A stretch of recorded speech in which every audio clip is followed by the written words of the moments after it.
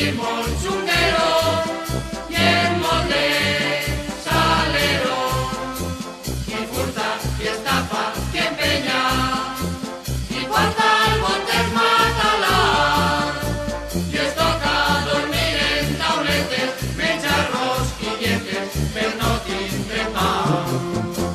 Hi ha molta gent que protesta perquè la falla no és millor, i quan arriba la replega el sol té el gol, i aquí dona una peseta i després sempre mos critica, dient que la traca no arriba i explota la bomba prop del seu balcó.